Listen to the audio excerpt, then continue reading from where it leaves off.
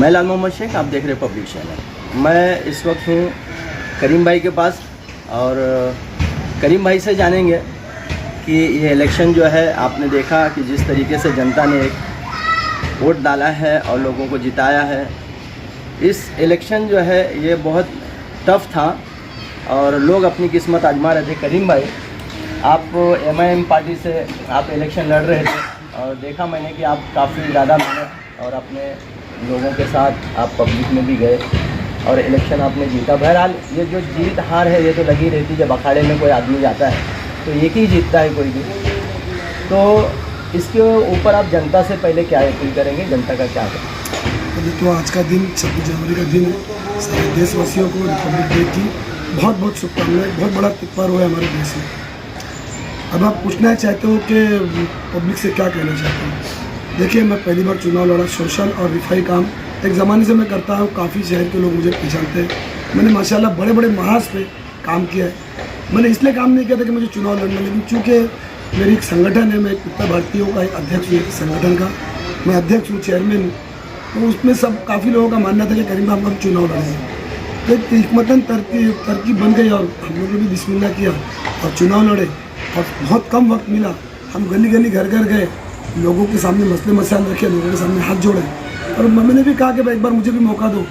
और बदनसीबी थी कि मैं जीत नहीं पाया, लेकिन माशाल्लाह जो जनता ने मुझे वोट दिया, मैं सभी का बहुत शुक्रगुजार हूँ कि एक नए आदमी, मैं अपने आप को नया ही बोलूँगा कि क्षेत्र में जब मैं गया, लोगों के सामने जब मैंने मसले मसाइल को रखा, जो डेवलपमेंट की बातें थी वो रखा, तो मैं समझता हूँ कि मुझे जो 9,500 के वोट जो आसपास मिले माशाल्लाह, मैं बहुत शुक्रगुजार हूँ जनता का कि मुझ जैसे आदमी को एक 9,500 वोट मिले अल्हम्दुलिल्लाह।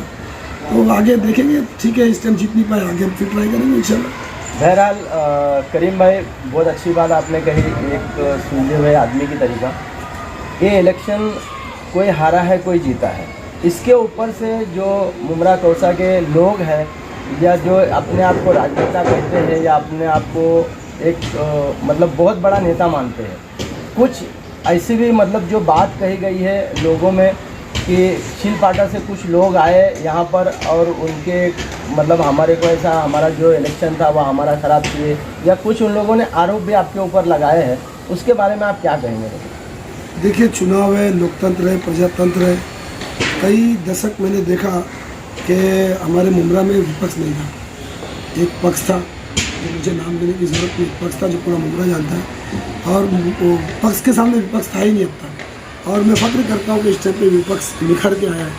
और अगर कोई ये बोलता है कि मैं यहाँ से आया वहाँ से आया, तो देखिए ये वो कहने वाले की सोच होगी, मेरी इसी सोच नहीं है। मैं उस देश का वासी हूँ कि कोई कहीं से भी जाकर के चुनाव लड़ सकता है, इसमें किसी के ऊपर टिप्पणी नहीं करना चाहिए। तो ठीक है, अगर वो उनकी सोच थी कि मैं यहाँ से वहाँ से आके चुनाव लड़ा, तो मैं इस पर ज़्यादा जवाब नहीं दूँगा। मैं भी मुमरा का 30 साल का बासिंदा, 30-32 साल से मेरी फैमिली घर है। मैं भी कोई नया आदमी नहीं हूँ। आज भी अल्हम्दुलिल्लाह स्टेशन पे भी मेरा घर है, सिलपाटे पे भी मेरा घर है, ग्लोबल के पास में भी मेरा घर है, सामने जो नाटानी कॉम्प्लेक्स है अल्हम्दुलिल्लाह मेरा, और चिट टावर में घर है मेरा, सुकून हाइट में घर है। जो लोगों ने आपके ऊपर ये चीज़ एक टिप्पणी की है, एक आरोप लगाया है कि लोगों के साथ फ्रॉड या लोगों के साथ फ्लैट बेचने का, 2-2, 3-3 फ्लैट एक आदमी को मैं चिट्ठा खोलूँगा मैं, ये तो ये आप इतना दब के क्यों बात कर रहे हैं? क्यों आप मतलब? देखिए, मैं दब के बात नहीं कर रहा हूँ। मैं फिर बोलूँगा, मैंने अभी हालिया जिस दिन इफ्तार जलील साहब आए थे, तो मैंने उस दिन भी कुछ लोग, पत्रकार लोग मुझे मिले थे और मैंने अपने लाइव में भी कहा कि जो मुझ पर ये इल्ज़ाम लगा रहे, तो मैं उनसे मुतमाना गुजारिश करूँगा। बहुत बड़े लीडर है वो, शहर के बहुत बड़े नेता है, रिफाई आदमी है, कई ज़माने से शहर को बेहतर बनाने का काम उन्होंने किया है जैसा कि बताते हैं। तो मैं फिर से ये बात आपके सामने ये बोलना चाहूँगा कि मैंने जिनका गलत किया है, मैंने एक फ्लैट 4 लोग को बेचा है, मैंने काफ़ी लोगों का पैसा खाया है। मैंने लास्ट टाइम पे भी बोला कि आप उनको बुला लीजिए, आप उनसे समझ लीजिए और आप मुझे बुलाइए।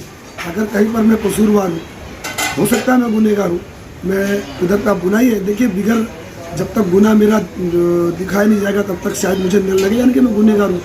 मैं तो उनके आंख पे छोड़ दिया था, उनके हाथ में छोड़ दिया था कि आप बुला लीजिए। अगर मैंने ऐसा कुछ गलत किया है शहर में या मैंने किसी के साथ में चीटिंग्स की है, आप बुलाइए, मैं आके बैठने को तैयार हूँ।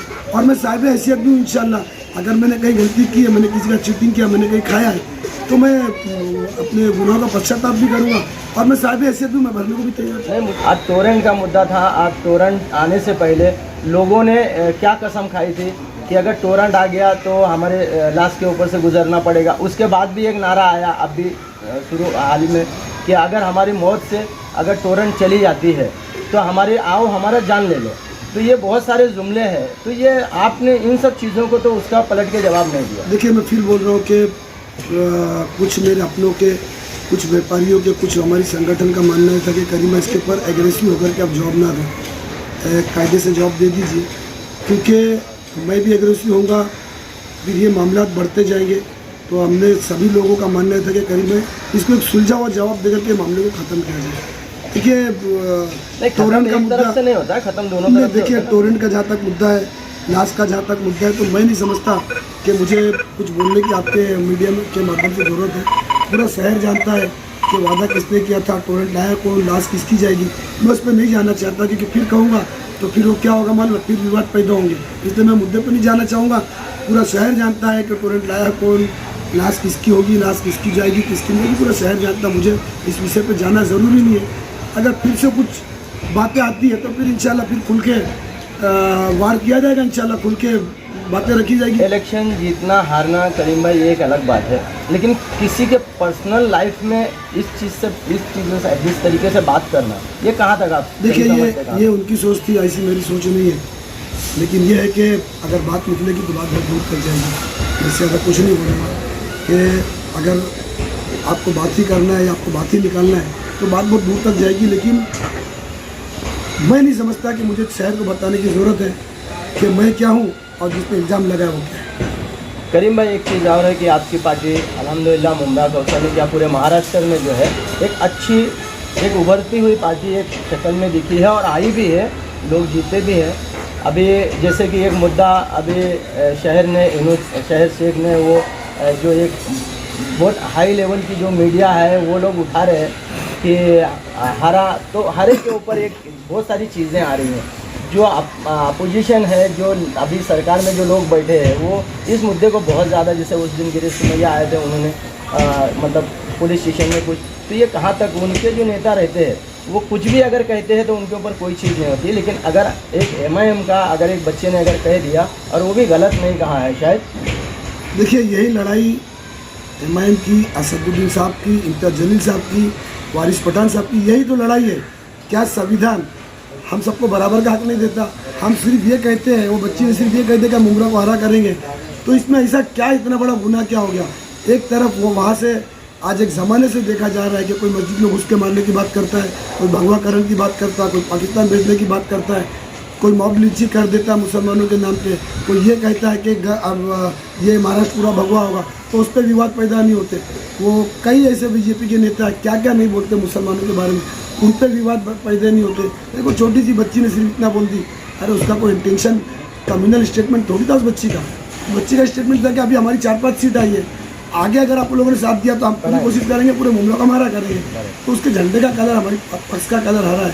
तो इसमें इसको जातिवाद में कलर को बांटने में कहाँ तक का जायज़ा? देखिए वो तोतला, उसके पास काम क्या है? और रिजेक्टेड आइटम है बीजेपी का, बीजेपी ने उसको छोड़ी है कि जा करके तू रंगों का बंटवारा कर। लेकिन मैं नहीं समझता कि मेरा मुमरा रंगों में बटेगा। करीम भाई अभी आप जिस तरीके से आप काम कर रहे थे लोगों के लिए, अभी आपकी पार्टी में बहरहाल बहुत सारे लोग एक मजबूत बनकर आए हैं। और किस तरीके से आप लोगों का अभी काम करेंगे, किस तरीके से आप लोगों के बीच में उनकी जो परेशानी है, आप अपनी जिम्मेदारी ऐसे ही चलेंगे कि आप अपनी जिम्मेदारी से आगे? देखिए मैं फिर से बोल रहा हूँ कि मेरे हारने के बाद काफ़ी बच्चों का, काफ़ी जानने वालों का मानना था कि कहीं ऐसा ना हो करीम भाई MIM छोड़ दे। मैं फिर से वापस से वंस अगेन कहता हूँ कि मैं MIM इंशाल्लाह नहीं छोड़ूंगा। मैं MIM में रह के ताकत के साथ में MIM के लिए काम करूँगा। और आज हमारे पास एक ताकत बन के आई है, एक विपक्ष बन के आया मुमरा में। तानाशाह के हाथ में हाथ डाल के हम काम करेंगे इंशाल्लाह। मैं उन 5 नगर के साथ कंधे से कंधा मिला के शाना बसाना शहर के डेवलपमेंट के लिए बात करेंगे, बच्चों के मुस्तकबिल के लिए बात करेंगे, हम स्कूल के ऊपर काम करेंगे इंशाल्लाह, ये मेरा वादा है।